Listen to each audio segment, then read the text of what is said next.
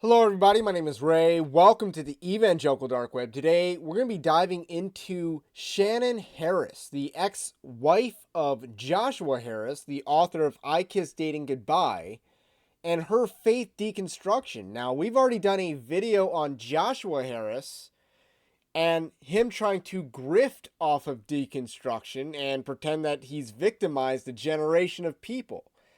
But Shannon Harris is no different in that she's also trying to profit from her faith deconstruction. Now, I don't know how much she's going to make off a book because books don't make as much as they used to for the average author. But it is a very interesting case study of faith deconstruction and what happens when you really pull off the mask like a Scooby-Doo episode and it's they love their sin. And that's what Shannon Harris clearly demonstrates. And Joshua Harris also had an affinity for sexual degeneracy as well. So this is a common thread in both of their faith deconstructions. And we're going to dive into this based on her new book. But first, I want to let you know Evangelical Dark Web is a Christian news gathering and commentary ministry. You can support us over at evangelicaldarkweb.org/join. That's our Patreon-like system, but the least you can do is like this video, subscribe to the channel if you are new. So we're going to use this article that I've written, which has some quotes from different places, and it's going to be our guide for this video today. So ex-wife of Joshua Harris showcases her deconstruction. Joshua Harris is the, a famous author of I Kiss Dating Goodbye, which he wrote at a very young age. I think he was 19 when he wrote that. And he apparently figured out the biblical model for dating, or as he would put it, courtship, which, was supposed to be a method for vetting marriage partners. Evidently not, as Josh Harris would eventually get divorced and renounce Christianity altogether. So too would his wife. Just like Joshua Harris turned faith deconstruction into a money-making opportunity, so too is his ex-wife, Shannon Harris. Her new book, The Woman They Wanted, Shattering the Illusion of the Good Christian Wife, showcases her deconstruction and degeneracy. It also shows the folly of Joshua Harris for thinking she was wife material in the first place. Now, I believe the story is they got engaged 3 months into courtship, or dating, as anyone else would call it. And nonetheless, 3 months was enough to see the red flags. So, this is where we're going to get into an intersection with the manosphere, because Shannon Harris is a textbook example of what they would call an alpha widow. So, New York Magazine did an article called "The Dark Side of Courtship." They addressed this book. They, I guess, sort of wrote about it, pretty much trying to attack Christianity, because that's what the liberal media does. So here's an excerpt from that article. Doubt crept in early. Shannon wrote that she once wore a thin gold ring given to her by a high school boyfriend. Though they were no longer together and she didn't have feelings for him, she kept the ring as a reminder of a happy time in their life. Joshua wanted her to get rid of it. What's happening is the ring is kind of reminding everyone that I'm not his good little Christian girl that they maybe want, she told me one afternoon in September. I guess that's the writer of the article. So this is based off an interview, and it's also based off the book, just for context. It reminds them that I had these other boyfriends, that I went to a secular school, that I wasn't a virgin at this point. She deliberated for weeks. I know Josh would like me not to wear the ring anymore, and it's really just weighing on me in a way that is one of the first times where I'm really, really torn, she said to me. Then she decided to get rid of it. I throw the ring in the ocean, she remembered. it was like this moment where I really decided, okay, I'm just going to throw away my past and pretend it didn't exist for all the people to make them more comfortable. It was a sad moment for me. So this is, textbook alpha widow behavior. And I have a link to an article that talks about the alpha widow, which is a manosphere term for a woman who slept with an alpha male and is unable to get over him. So if six signs you're dating an alpha widow and how to deal with her. I'm not sure how good the advice is, but she compares you to her ex repeatedly is one sign. She's never satisfied with you. She still keeps pics and belongings of her ex. So the ring is, that case in point right there. She goes to her ex when problems come up. That's a bad sign always. She's always a sexually avoidant / frustrated with you. We'll see that later. She subtly makes herself available to others. And again, those are some 6 signs that you're dating an alpha widow, but that's a manosphere term, but it gets worse. So that's just the beginning of it. Let's talk about the theology for a second. This is a slight digression because we're going to talk about her anti-Calvinist sentiments. Christianity Today, in their review, so Christianity Today wrote an article. So we talked about the New York Magazine article. Now we're going to talk about the Christianity Today review.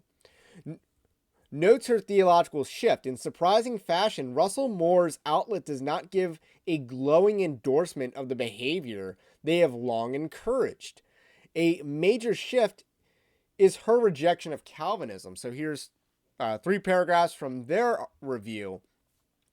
As Harris reflected on these years of feeling like unwilling clay in the hands of male church leaders, she concludes that her entire conversion to Christianity was essentially built on the premise of shame, because she felt like she was always trying to make up for her sins. Many women coming out of the purity movement that Harris's husband, Joshua, ironically spearheaded. How's that ironic? I guess it's ironic because she was married to him, I guess. Feel the same. That the gospel they heard, you messed up, so you are forever dirty and guilty and must live a life of groveling. So again, that has nothing to do with purity culture. I mean, purity culture is literally just biblical obedience downstairs, if you know what I'm saying. So it's not, again, people just don't want to come to grips with the severity of sexual sin, which is the only sin in the Bible that that you sin against yourself when you commit. We know this isn't what Scripture teaches, so why is it that so many in the church hear?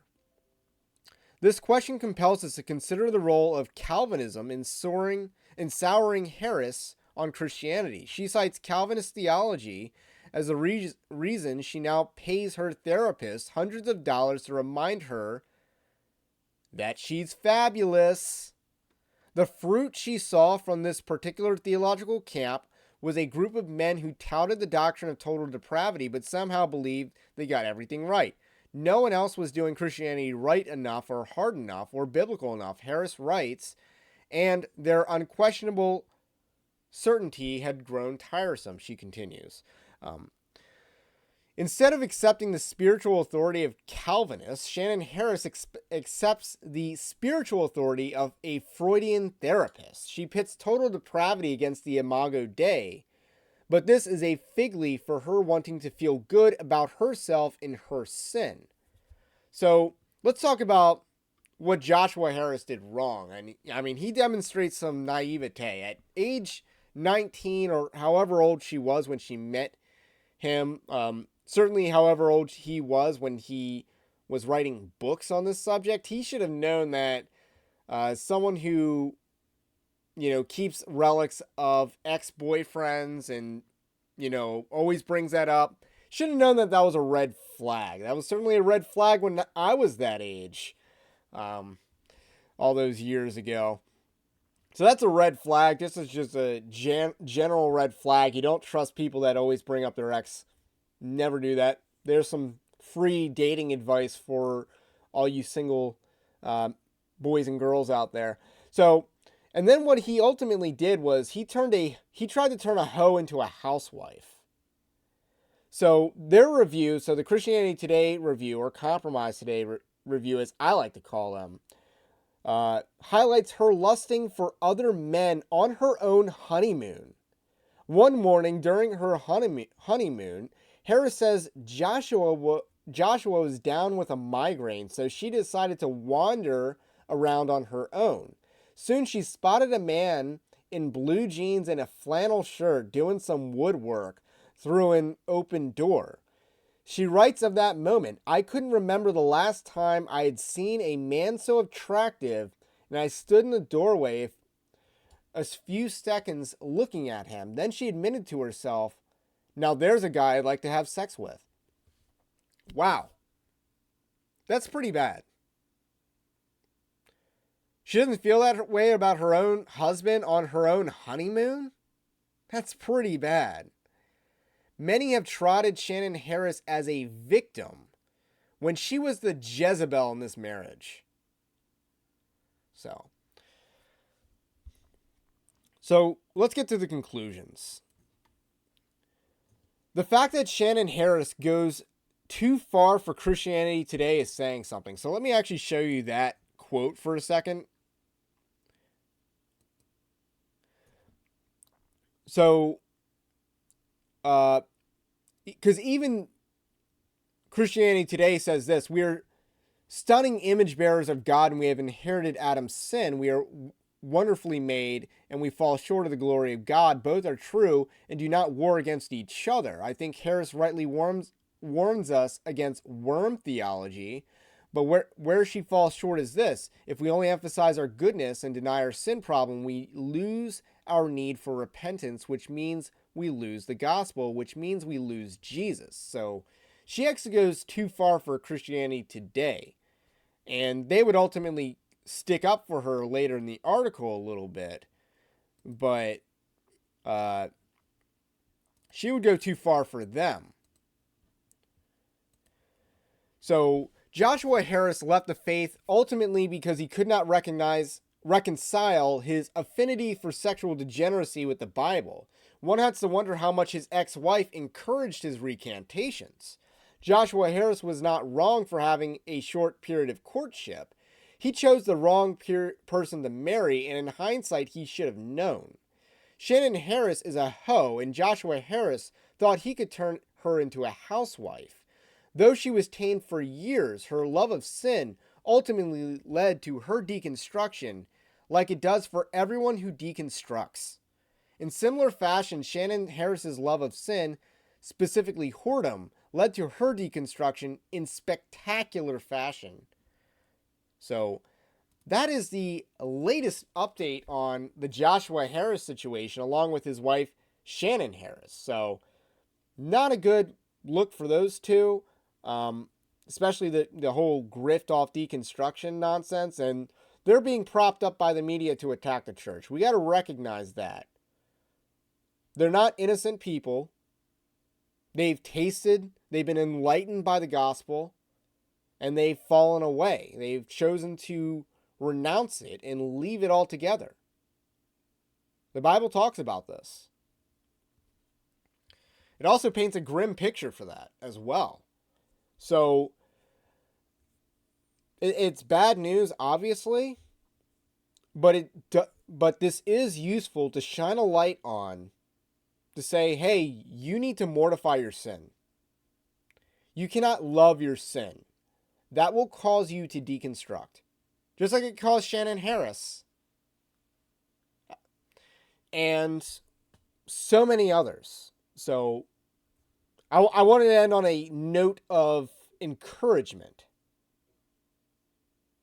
Anyway, have a blessed day. We'll catch you on the next one.